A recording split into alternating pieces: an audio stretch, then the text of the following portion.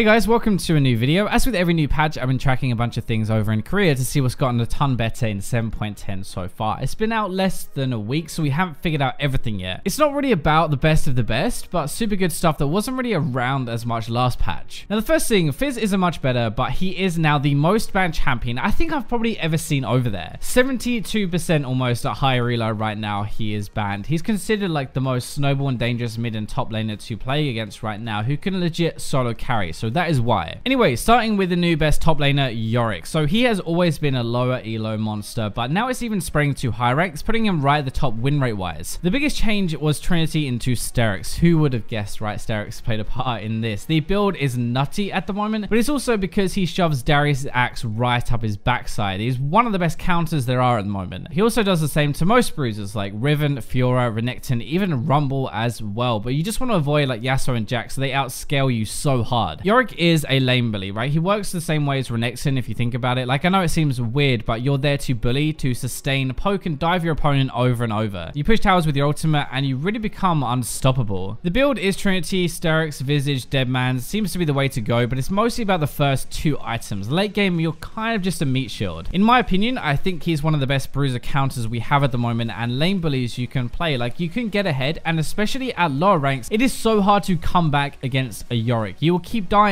over and over and over. He is best early until about 35 minutes into the game, then he's going to fall off. That's about a 4 item level, by the way, so up to 3 items you're beast, then after you're kind of average. Masteries, runes and stuff, there's nothing too special here. Grasp and normal runes. Now Zac is the most broken thing this patch, and I have no idea what happened, but this guy has jumped from like legit the worst to the best in one single patch. It's mostly his E change where he knocks up for twice as long now, mixed with some ease of use stuff for his Q, meaning you actually do more overall damage. Plus, actually remember, his matchups were nerfed, so he's beating Lee Sin and Graves quite hard, which are the most popular junglers. He's stronger, they're weaker, which is kind of a brutal combo. He's becoming one of the best early game junglers you can actually play, who is also a tank, like long range engage, damage to back that up, and he doesn't really die either, not easily anyway. He is a really good diver. Like, remember with his passive and stuff, he can jump in and get out pretty easily, but the build is normal Cinderhulk into Visage, Rando in Sawmail, Gargoyle, Stoneplate, cooldown reduction boots, by the way, or Tabby. It's kind of an issue when a tank can do super well early, still good in team fights, absorbs a lot of time, cooldowns, and damage, but is still a threat to actually kill you as well. Not real surprised your win rate is high throughout the game, but in comparison to other junglers at least, he's better early to mid game, where his constant gank pressure is nuts. Masteries are Courage and also Wind Speakers as well. Both are good. I know Wind Speakers seems pretty troll, right? But the healing you get from your blobs is really strong. Misfortune is the AD you probably didn't expect to see here, but basically the only AD who goes even versus Caitlyn and Twitch while stomping Lucian and everybody else. Crit is actually better on her again now, so she scales better. She mirrors the crit champion's power curve, keeps up, and even makes her ultimate like do way more damage, remember. She's beating Lucian, Ashe, Vayne, Ezreal really hard, and she's kind of even versus the top tier crit users like Caitlyn, Twitch and stuff. She's just good at every stage of the game, honestly. It's a different playstyle for sure. She's never going to be that popular, but Misfortune scales with items like a normal AD. She has the burst damage though, and an AoE ultimate, so she's hitting the entire enemy team. You can go Ghost Spade, Cleaver, Dust Spade and stuff still, but the better win rate one is Essence Reaver into Infinity Edge into Rapid Fire Cannon and Shiv and stuff, going crit for a better mid to late game. Remember as well, she is very good versus Caitlyn and Twitch because she outranges them with her ultimate. She can ult and hit them, but they cannot auto attack her, right? So she can actually win games that way. Misfortune's always been really good early game, and then again late game actually. This is basically her base damage carrying the lane phase, and then her ultimate crit with burst as well carrying late game. Masteries are still death by touch, but further isn't that bad. We're mainly going for ultimate damage though, which is why we take death by touch. Now Nocturne has had a massive spike up this patch, jumping up, but especially at a few lower brackets and even in diamond as well, which tends to be where people main the champion play. I know it seems really weird, but actually in gold and plat people don't tend to have a main champion as much. In diamond they kind of specialize, and below that they feel like the only way they can climb is by specializing as well. Not always true, but just something to keep in mind. Anyway, it mostly comes down to matchups and builds. The new Shiv is really good, actually very insane burst, which is what Nocturne does, plus the Guardian Angel having AD is like a heavenly item for him. It's similar-ish to Zac actually. Like Lee Sin and Graves got nerfed, right? Means he's better against the most popular matchup, which inflates his win rate. He is beating both of them at the moment, and also Elise as well though, which is the third most popular, so he's kind of crapping on all carry junglers. We haven't seen this build for ages, but Shiv is a lot of burst, especially with Infinity Edge afterwards if it crits, and it means late game you do a lot more damage now. That is what is winning the most at the moment, like Warrior, Shiv, Infinity Edge, Guardian Angel. You can though play Warrior, Ghost Blade, Gunblade, which is more popular, into like a Guardian Angel, Shiv, Tiamat, stuff like that. You can go pretty much what you want. Just try it and see what you prefer, but you have to go full damage basically. With all these carry junglers getting nerfed, like you're one of the best assassin style full damage ones left you can actually play, and you carry so hard. Especially mid to late game, you can actually one-shot people out of position and win games that way. Like Nocturne's win rate early is not great, but late game it gets much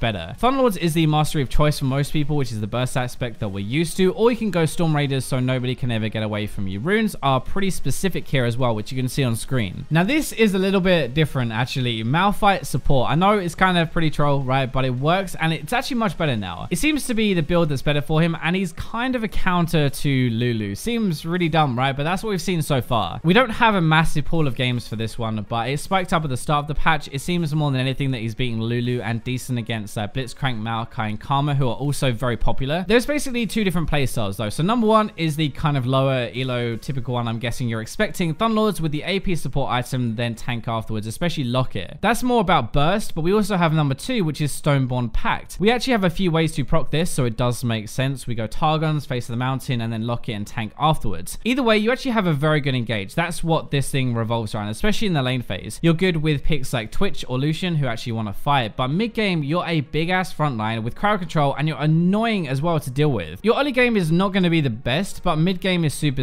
strong. You're basically catching people with your ultimate. You engage for your team, you get free stuff from that. It's like the ultimate noob punishing machine. Like you catch people out of position. As I said, like you can either go Thunderlords or Stoneborn Pact. Pact actually seems to have a slightly better win rate for now and normal AP runes. Katarina's not like a brand new pick, but she spiked up as one of the best mid lane picks in high elo in Korea this patch, especially Diamond. She's always been pretty decent and banned a ton in Korea, by the way. Fizz has kind of replaced that mantle of the top banned champion, but the new Banshee seems to have brought her up a lot more than anything. She is losing to Kassadin, which is no real surprise. Kind of hard matchup versus Ahri as well, but she's beating most others like Orianna, Syndra, Echo, even doing okay versus Fizz. She has one of the best win rates early game mid lane, and that is what it comes down to. You are a snowball pick. You do a ton of damage, and you can easily get kills from like level 3 onwards. The build is revolving around this, so Gunblade first, then either Zhonya's or Banshees into Void, Death Cap, and stuff like normal build already. Banshees are the biggest difference though. It makes a lot of these matchups easier. Like you can block a Syndra stun, you can block a long range Fizz engage for his ultimate, for example, an Ahri charm. You can dive in as well to team fights and not be interrupted straight away, which is so good. As you would guess, she's very good early game, then okay mid game, and slowly falls down, especially later. If you go past 40 minutes as Katarina, at least in Korea, you're probably done so. Like you can't burst one shot anymore as easily, and it becomes very difficult in the game. You're mostly a roaming pick, so you're going to get ahead in the lane phase, you get your Gunblade or like component parts. You don't even need it, honestly. You can roam around and just kill people anyway. Masteries and runes are nothing out of the ordinary here. We've got standard stuff for both of them. I know a lot of you who watch this though are not high elo, so the Korean bronze to gold stomper is Xin Zhao at the moment this patch, the best jungler at lower ranks by a mile. You can play this a bit higher as well, which I'll go into in a second, but all the games seem to be going a bit longer now. I'm not sure if you've realized this as well. I mean, obviously you get stomps and stuff, but in general, more even games don't tend to end before like 30 to 40 minutes. That's my experience anyway, and especially at lower ranks even more so, the game time is actually longer. The reason I'm saying this is because Xin Zhao is the best jungler you can play late game at 4+ items. He overtakes absolutely everybody. This is one of the biggest reasons why he counters people like Ivern, Lee Sin, Graves pretty hard. He has to survive the early game, hold on, but then he can just overtake so hard. He outscales, he outdamages these people, and he out-tanks them as well. You have to be kind of careful though against Elise and Kha'Zix mostly, whose early to mid game are way too strong. They out-gank you, they out-damage you, and they can burst you so hard. Build-wise is going to be Blood Razor into Blade the Ruined King, which is the most popular, but actually Razor into Trinity Force is better stat-wise at least. Whenever I play Xin Zhao, which is not admittedly very often, I love going Blood Razor into Trinity Force because you have a lot more burst and durability. Whatever you end up building, it seems damage is the way to go though. You have more chance to win a game with 3 damage items than you do if you only build 2. The other reason he's actually pretty decent still is because you can gank early, but you will not do as much as others in a 2v2 or 3v3 counter gank. That is one of the biggest issues I see with Xin Zhao. They try and gank, but if you get countered, you're probably going to end up on the receiving end of a really bad kill trade. Once you get some attack speed though and tank stats, you're going to heal for a ton, crit for a ton while doing a lot of damage, and that is where you become a real problem. Win rate is like okay early to mid, then pretty crap actually. You can't dive into fights mid game because you're going to die, but late game, once you get some tank stuff and you already have the damage, you are absolutely set. Mastery is Fervor and normal AD runes really. Fervor is way too good to not use when you can stack it so fast. fast and it's so strong late game. I hope you guys enjoyed looking at a few new picks to 7.10. I'm actually really curious, by the way, how many of you even watch the outros of these videos. So if you're still here, leave a comment saying I'm still here or something and I can have a look. That'd be pretty cool to see. But anyway, see you next video and enjoy the robots.